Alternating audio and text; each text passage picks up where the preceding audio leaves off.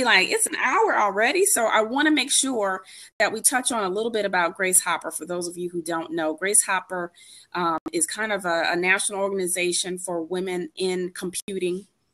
And I'm not quite sure. I was hoping Hala could talk to us about Anita Borg. I'm not sure exactly how those two tie together. I don't know if you know, Erika, but their national conference is going to be in Houston in October. So if you know, could you give us some insight on Grace Hopper? My understanding is that that's the specific conference, national conference for women in technology that the Anita Borg Institute that they host, right? And like you said, the next one that's coming up in October is in Houston. We have yet to attend, so I don't want to mislead in terms of our representation of their organization. But as we're growing and evolving and identifying opportunities to expand in places where we want to be and where we want to support, it's clearly something that is representative of an audience and a population that's important to us. So in that vein, right, you mentioned like the Women of Color in STEM will be at that conference, which is also taking place in October.